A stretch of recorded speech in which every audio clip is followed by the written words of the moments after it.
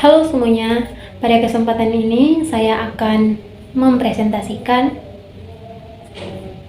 tentang analisis laporan keuangan PT Unilever Indonesia Tbk 2021 sampai 2023. Dan sebelum itu perkenalkan, nama saya Tresdianti Deli dengan NIM 240201010001 Prodi Manajemen Fakultas Ekonomi dan Bisnis Universitas Siber Asia Angkatan 2024. Alasan saya membuat video presentasi ini untuk memenuhi nilai UAS manajemen keuangan saya. Untuk itu langsung saja.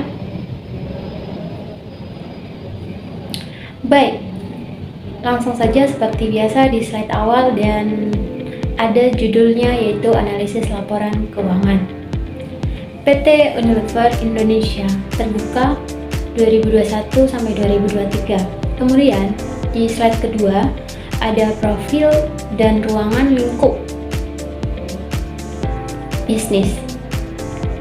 Profil perusahaan PT Unilever Indonesia Tbk berdiri sejak 1933, adalah perusahaan barang konsumsi terkemuka di BEI, dikenal dengan merek seperti Pepsodent, Lifebuoy, dan Royco.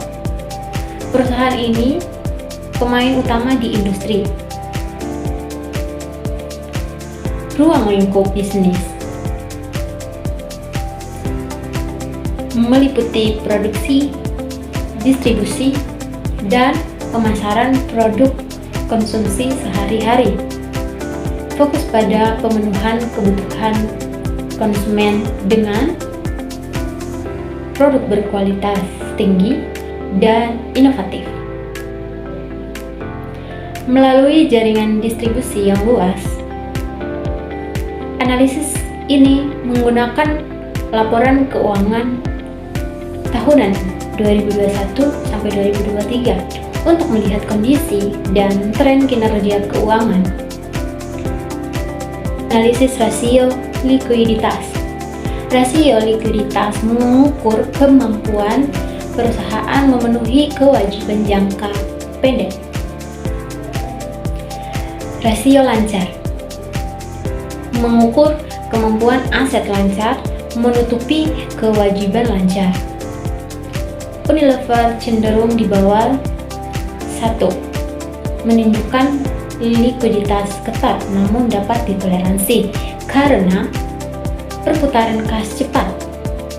Rasio cepat mengukur kemampuan tanpa mengandalkan persediaan. Nilai rendah berarti perusahaan bergantung pada penjualan persediaan, namun risiko likuiditas masih terkendali.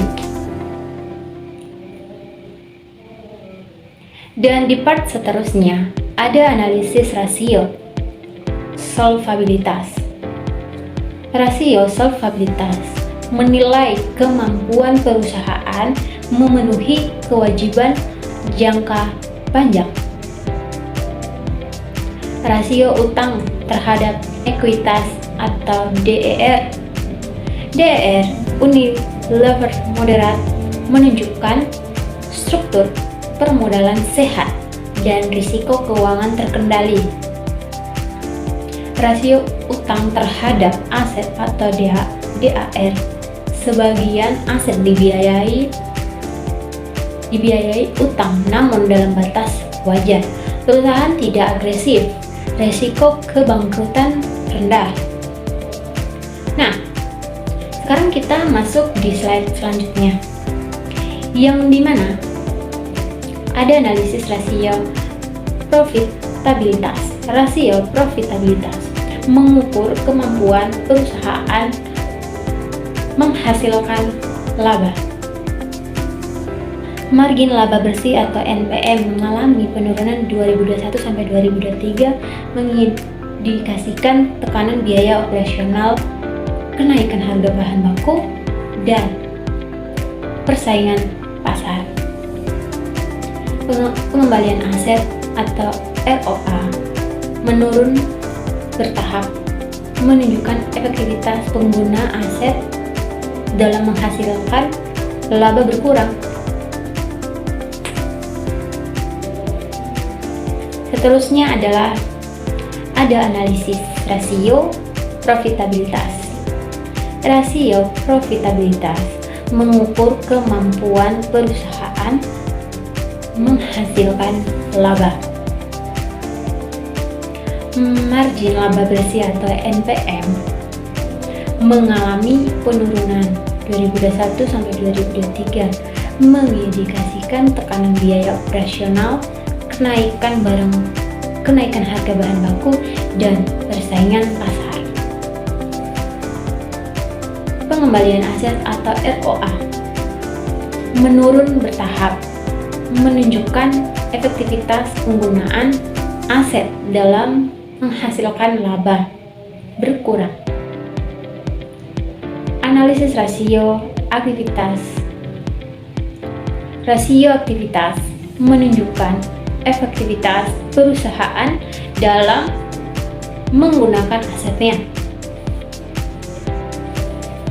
Perputaran total aset menunjukkan tren menurun pertumbuhan penjualan tidak sebanding dengan peningkatan aset.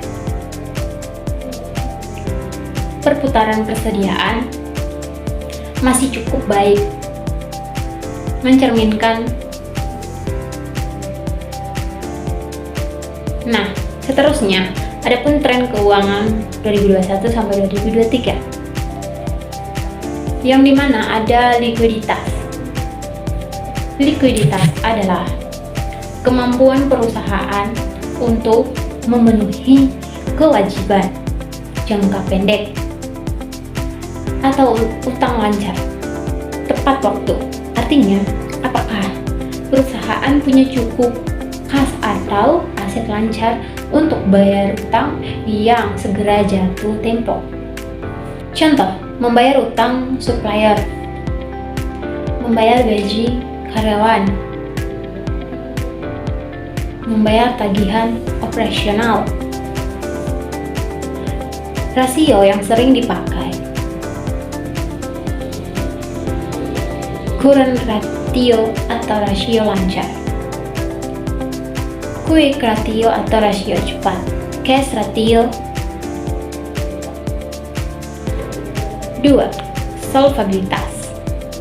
Solvabilitas adalah kemampuan perusahaan untuk memenuhi seluruh kewajiban atau jangka pendek dan panjang jika perusahaan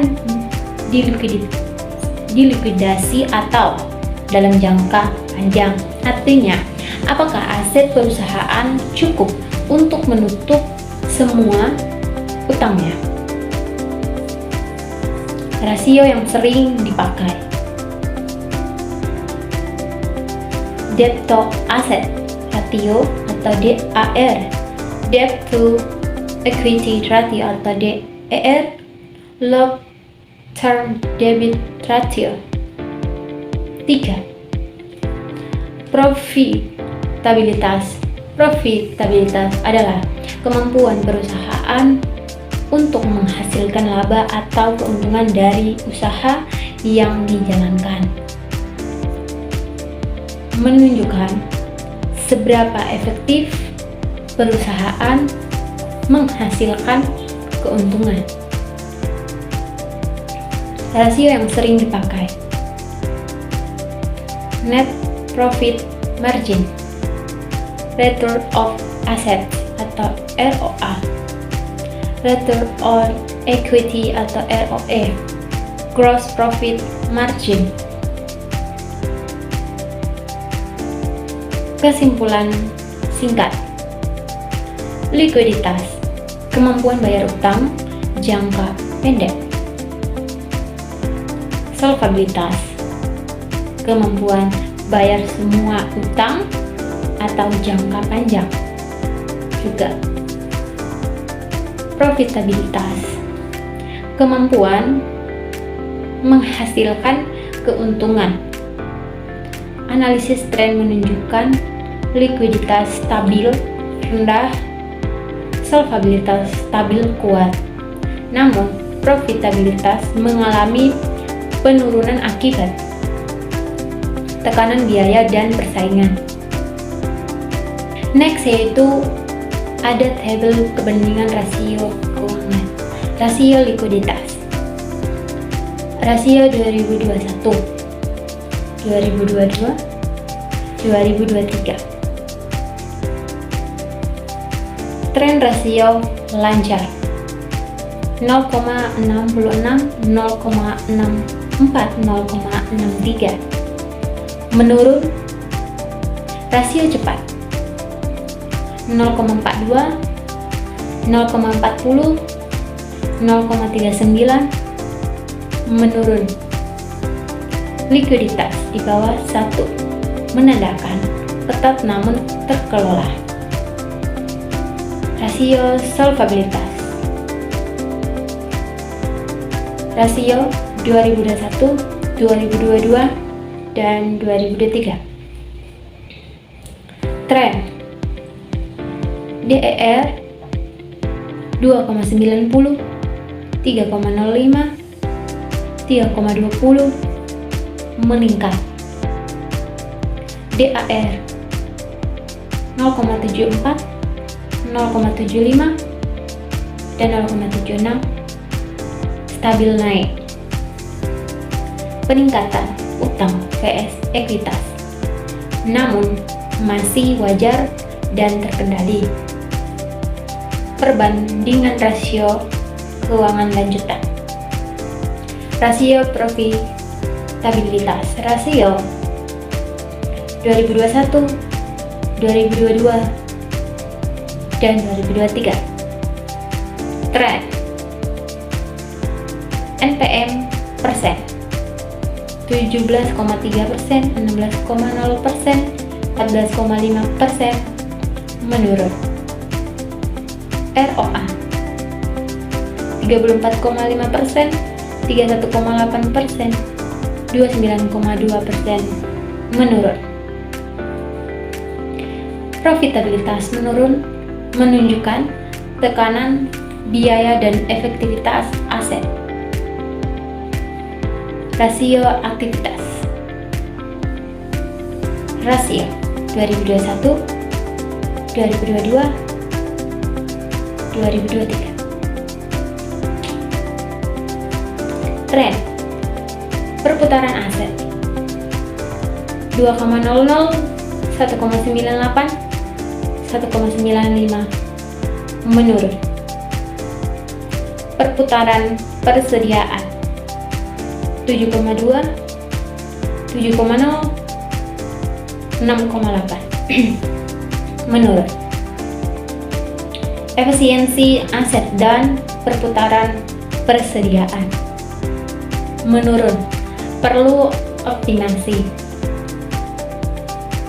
Dan di slide terakhir yaitu kesimpulan dan saran.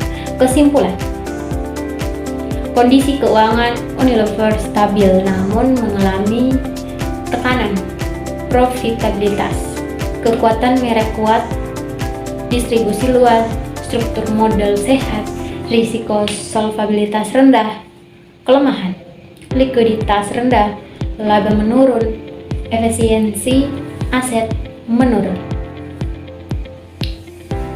Saran: meningkatkan efisiensi biaya operasional, mengoptimalkan penggunaan aset,